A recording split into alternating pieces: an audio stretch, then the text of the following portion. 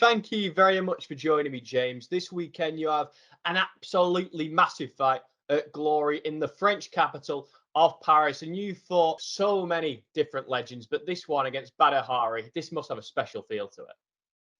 Yeah, it's a really special fight. Of course, it's a huge honor, right, to go and fight Badr Hari.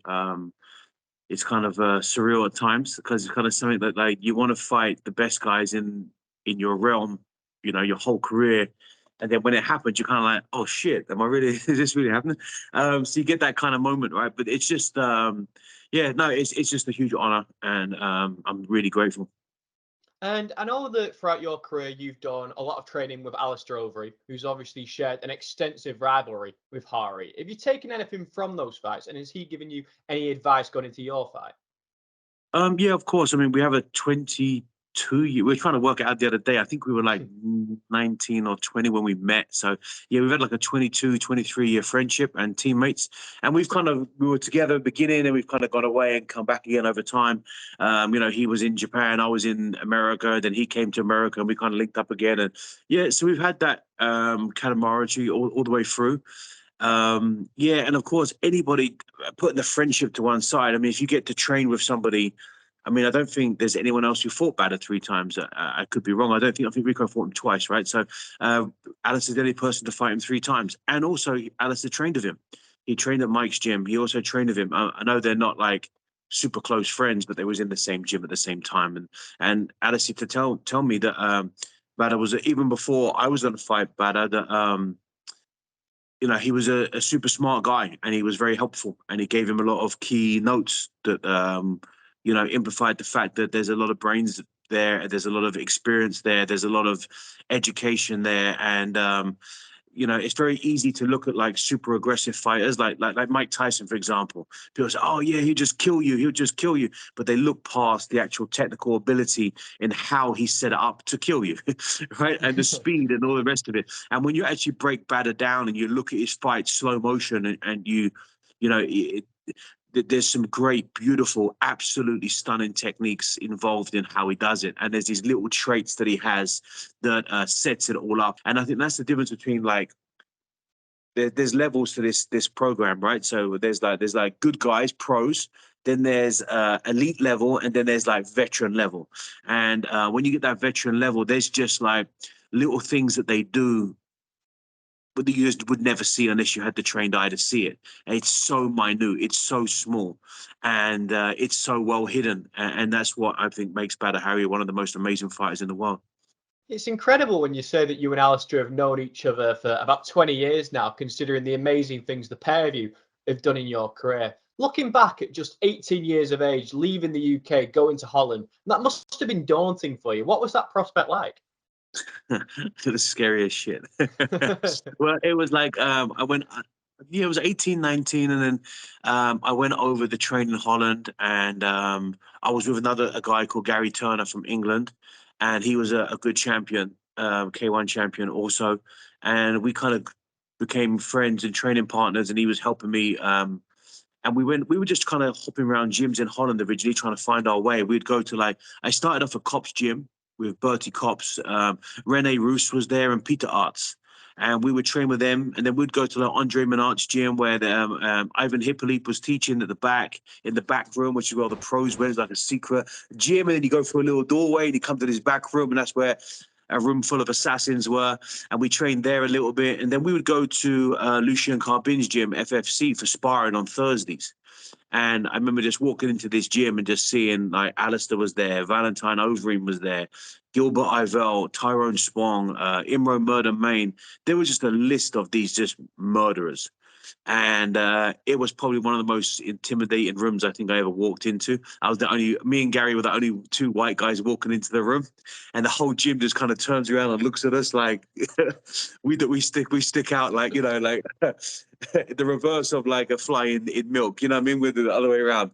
So and to be honest, and we just got our asses kicked. We just got really beaten up, and I just felt to myself, I need to train with these guys. I need to learn this. Like I thought I thought I knew how to fight. I thought I knew this stuff. I thought I knew I had loads of room for improvement. But as a young guy, I'm thinking to myself, like, I can hold myself. I'm a champion. I'm okay. And I just literally got lit up every day and just got the shit kicked out of me day in, day out. Gary went on. I stayed with Lucian close to over 19 years. I think it was 18, 19 years. And wherever I went away and came back, I went to MMA and I still used all my Dutch. But I've pretty much been a Dutch trained fighter for that long. It was just, yeah, it took a long time to be embraced by the Dutch people. I don't know if I'm still fully embraced by the Dutch fans, if you like, because the old time fans kind of knew me when I started getting into K1 and fighting in Holland. And then, of course, around 2006, I went away and went into MMA. And then I went to America, and then that program started for me also. And then coming back, the new guys, I'm just an MMA guy, right? According to them. So, talking about your MMA career, you were on The Ultimate Fighter, picked up a victory of a Matt Mitrione there, which was incredible. You ended up moving in with Rashad Evans. You must have some great stories from that period of your life. Yeah, it was unique, right? Because I had like 1 or 2 MMA fights, and I fought a guy called Roman Weber, who is actually a really good fighter. He's a friend of mine now, lives out in Dubai, a really cool guy. And it was just I just caught him really fast off the bat. I think it was like 9 or 10 seconds, and I finished the fight and knocked him out.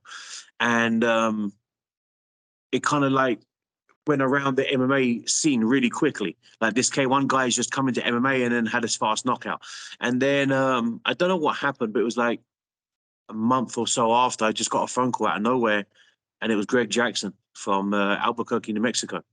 And he was inviting me to go out to Albuquerque to help train and has got this opportunity. And then when I got there, they kind of kept, I could see these guys. I met Rashad was there. I went into this barbecue restaurant. Rashad was sitting there with Greg and a few other guys. And I remember just kind of, them all kind of eyeballing me up and down. And I was kind of like, what's going on?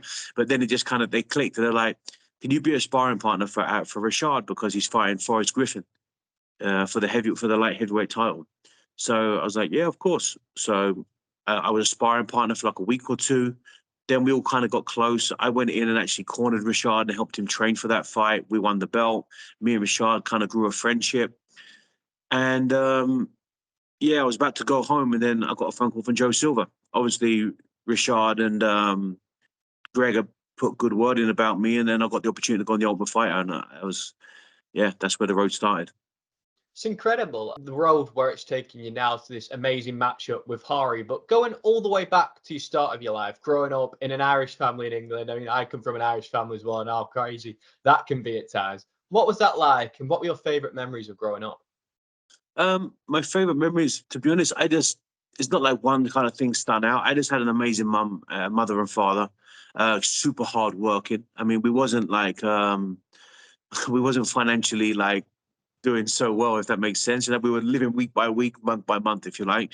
Yeah, just lived in a little house in Sippenham, attached to people either side, connected to us, little tiny little garden. We used to walk around to the shops, walk to the school, and it was just a little city, right? And yeah, it was just, I just always remember that having the support of my mum and my dad. Yeah, my mum she would work 10 jobs if she could to support her kids. My dad would get up at 4 o'clock in the morning, be on the construction site all day, injured, bad back, arthritis, didn't matter. He would come home at 6 at night after a full day's work. They just taught me like a very strong work ethic. And if you wanted to, you had to work your ass off for it. So there was just some beautiful memories that way. And we didn't have a lot, but what we had, I believe, was just lots of love and support. So it was really awesome. So do you think that's formed you into the man you are today? Because I know family is at the forefront of what's important to you. I know you have a great relationship with your wife, your daughter, and you even run a farm with them. Yeah, yeah, it definitely does, because there's some, as you probably realize yourself, there's some elements, right? As when there's things that you want from your childhood in your current life, and there's things that you don't want in your childhood from your current life. So you learn as you kind of go. And I've evolved over the years. I mean, I'm just from a very small town, a place called Slough, which, to be honest, there's nothing good come out of Slough apart from the road that actually, leads through it. It's a shithole. So for someone like me who really didn't do so well at school, didn't really have, to be able to travel the world and numerous times over, and have people, say hello, even, or like someone like yourself, even want to talk to me, is to, even after all these years of doing interviews or pictures with people, it still never gets old. I never get used to it. I'm very appreciative of it, and I'm just a guy that's had a dream of being a fighter and try to fulfill it as much as I possibly could. Yeah, you most definitely have. When you're on your farm and you're away from training, I imagine it must be a great time to unwind. Talk to me about what different animals you have. Which are your favourites there? Well, we bought a farm just over a year ago, and we have like 20 acres, and it was just it really was something that me and my wife was going to do in like a 5-year time period. Like we had some like, okay, let's get into Texas. Let's set the gym up, the business up. Let's get my daughter into a good school. Now we're going to start moving forward and then getting on with it. And then when COVID happened, I was just kind of getting frustrated going to the grocery store. Couldn't buy certain food. There was no meat. There was no this. There was no that. And I was like, I'm just kind of sick of this stuff. I like to eat food. I don't want the government to tell me what I can and can't eat. So we went out and started looking, and then that was it. We found the farm. We set it up. Now we have a bunch of chickens. We have fresh eggs every day. We get like 40, 50 eggs a day. We have I don't know how many goats. We have so many goats, cows, pigs, sheep, emus. We have, you name it. We got ducks, and the farm just keeps growing, right? And that's what happens. We got protection dogs for the land, and I've got inside dogs, cats, guinea pigs, rabbits. My daughter, my daughter's obsessed with animals, so it's just a nice time, like to come from like a city like where I'm from. My wife is from Las Vegas. I'm from Slough, just outside of London. And then we've always lived in certain places. Like we lived in Thailand for 5 or 6 years. We lived in Australia for a couple of years. We lived in England for about 6 months. To move back to America, we just really found that being on a farm, we really found peace. And to have like organic home food and vegetables and fruits that go straight from the farm, straight to the kitchen, is just how we do it. So now we're very blessed. And to get like downtime, just go out there and see my daughter playing with the animals, and like when a new cow is born, like it's just an amazing thing. Like when we have a new baby on the farm, it's really beautiful thing to see, and it's also great for my daughter to grow up with. She wants to be a vet when she's older. And to just have this experience and to be able to provide that is really fulfilling for me also.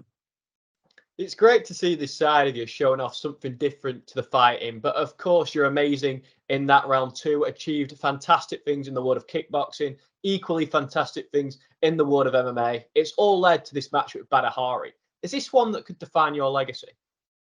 I think so. I really do think that, and that's the thing I want to make very clear to everybody. Like, and of course, I'm 43. I'm always 43 this year. I'm October, so a month after this fight, I'm 43. I turned professional at like 16, 17, I think it was. So it's been a very long road. And for me, it's not like fans always take it the wrong way. When you want to fight somebody, or you say like, yeah, I want to fight this person or whatever. For us, or for me personally, I can speak for myself. It's never been personal. Never once, I don't think. It's always be about like, I got into this sport to personally challenge myself, and also to fight my own little demons that I have. And to put your name up there against the best, right? And that's the best you can do. And when you get an opportunity to fight someone like Badr Hari, or like the Roy Nelsons, or the Travis Browns that I fought, Fabio Maldonado, Stefan Lecco, I fought Michael McDonald, Takiri, the Japanese K1 champion. Like these lists of people that you fight, even Gokhan Saki, these are elite level fighters in their realm. And when you get to put your name against those and fight them, it's just a huge honor. And for me, it's the very personal test. And to get to this age and stage in my career, and to fight Badr, it's like I fought the highest level of Muay Thai in the world. I fought the highest level of MMA in the world. And now to be fighting the highest level of K1 in the world, it's just really mind-blowing. It's really beautiful. It's an amazing opportunity. And yeah, to fight Badr, it's not a personal thing. Listen, I want to fight the best guys in the world because I want my name up there. That's it. Absolutely. James, it's been an absolute pleasure talking to you. Thank you so much for telling me all about your memories in Holland, about your kickboxing career, about your farm. It's absolutely fantastic to hear all this stuff. I wish you all the luck in the world for your fight against Hari this weekend. But before I let you go, is there anything that you would like to add or discuss that I perhaps haven't asked you about? No, I mean, listen, you asked some very intrusive questions. I like that. They're very different than I was expecting, because you usually get the kind of same old thing, right? What's your game plan like? Who are you going to win? Who's going to do that? The fact is, we only go out there and do what we're programmed to do. And then there's what you're programmed to do, what you're trained to do. Depends on what he does. And then there's a little bit of luck, right? There's a little bit of luck or bad luck. Depends which way it goes. So we're all going to go out there and do our best. I'm sure Bader is ready to fight me. I know I'm ready to fight him, and we're going to put on a fight that's going to be, I think it's going to be electric. So it's really going to be fireworks. So thank you guys for watching, spending your time, and I really appreciate it.